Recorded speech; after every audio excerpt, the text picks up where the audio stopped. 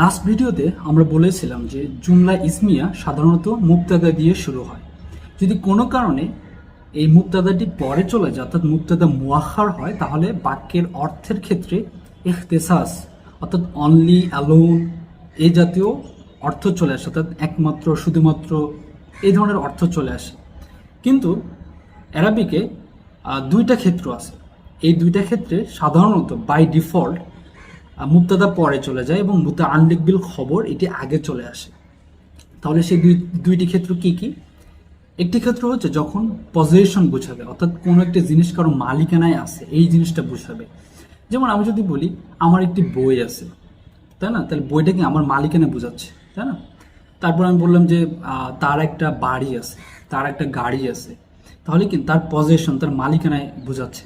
তাহলে এই ধরনের ক্ষেত্রে আমার মুতাআল্লিক বিল খবর আগে চলে আসবে, মুবতাদা এটি পরে চলে যাবে। ওকে, দ্বিতীয় আরেকটি ক্ষেত্র, সেটি হচ্ছে কোন একটা জিনিসের এক্সিস্টিং থাকলে, যেমন আমরা ইংরেজিতে বলি যে there is a playground, okay, there is a school, then there are some books. তাহলে এই যে কোন একটা জিনিস এক্সিস্টিং এমনটা বোঝাচ্ছে। এই ক্ষেত্রে হচ্ছে মুতাআল্লিক বিল খবরটি মুকাদ্দাম অর্থাৎ আগে চলে আসবে এবং মুবতাদাটি মুআখার অর্থাৎ পরে চলে যাবে। ওকে, তাহলে প্রথম যে ক্ষেত্রটি বললাম সেটি হচ্ছে পজিশন। তো এইটার হচ্ছে স্ট্রাকচার দুইটা আছে, দুইভাবে হইতে পারে। প্রথম যে স্ট্রাকচার সেটি হচ্ছে প্রথমত হরফেজার লাম, তারপরে কার কাছে এই জিনিসটা আছে সে বসবে, তারপরে যে জিনিসটা সে ওন করতেছে তা সে অবজেক্ট বা বস্তুটি বসবে। যেমন আমি বললাম তার একটা বই আছে, তাই না? তাহলে প্রথমত লাম দিলাম, লামের সাথে তার। এখন লামের সাথে সাধারণত অ্যাটাচ প্রোনাউন বসে। কি বসে? Attach pronoun.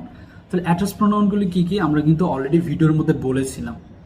তাহলে কি হু, হি, হুমা, হিমা, হুম, হিম, হা, এন, হুমা, হিমা, হুন্না, কা, কুমা, কুম, কি, কুমা, কুন্না, না এবং নি, ই এবং না। তাহলে এখানে যেহেতু তার বোঝাচ্ছে, তাহলে কিভাবে বলতে হবে?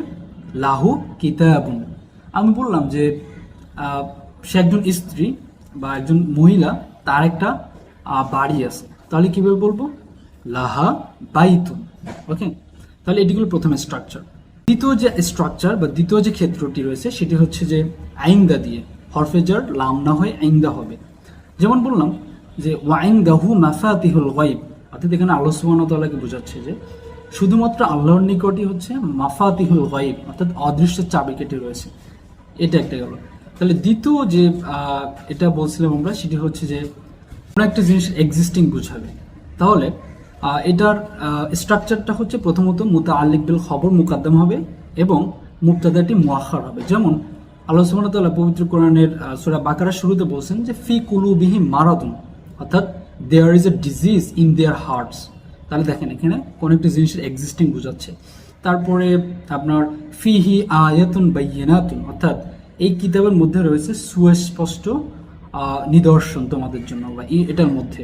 তাহলে এই যে প্রথমত মুতাআল্লিক বিল খবর আগে চলে আসছে এবং মুবতাদাটি পরে চলে গেছে। তো এটাই ছিল মূলত আমাদের আজকের আলোচনা। So thank you for watching.